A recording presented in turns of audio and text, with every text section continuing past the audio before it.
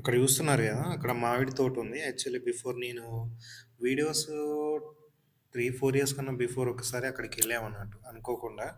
అలాగా నేను అట్లా వీడియోలు తీద్దామని ఇలానే వెళ్ళామన్నట్టు. వెళ్ళేసరికి మంచిగుండే అప్పట్లో. సరే ఇప్పుడు గూడా వచ్చాం గదా! ఒకసారి వెళ్దామని వీడియోస్ తీయడానికి వచ్చాండు. అంతా దీనికన్నా ముందు ఈ వరి నాట్లు ఎయలేదు. అప్పుడు ఈ వరి నాట్లు ఎయకముందు వచ్చాము. సో, మళ్ళొకసారి తీద్దాము. ఇటు వెళ్తే బాగుంది గదా! వ్యూ అని మెల్లమెల్లగా నడుచుకుంటూ వెళ్ళాము.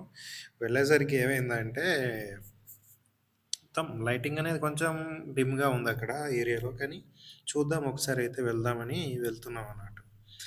అక్కడ నాకు అర్థం కాని విషయం ఏందంటే, అరే! లైటింగ్ రాదేమో, వస్తుందో లేదో, వీడియో సరిగ్గా వస్తదో లేదో అనుకోని నేను అదే టెన్షన్‌లో ఉన్నా అన్నట్టు.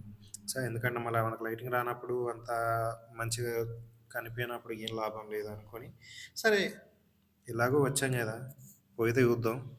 బావుంటే తీద్దాం. లేకుంటే మనకచ్చినందుకు జస్ట్ ఇట్లా చూసినట్టు గూడా ఉంటది గదా! చాలా రోజులవుతుంది గదా! అని నేను గూడా అనుకున్నా.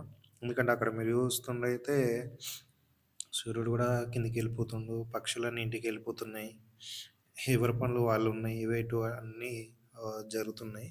సరే వెళ్ళైతే చూద్దామని వెళ్ళా. వెళ్ళేసరికి ఏమైందంటే అనుకోకుండా ఇంకో ట్విస్ట్ అంటే మామూలు ట్విస్ట్ కాదు గానీ నాతో వచ్చిన శ్రవణ్ నన్ను భయపెట్టిండు. ఏ విధంగా అంటే సో, ముందు అక్కడ మీకు దారి కనిపిస్తుంది గదా!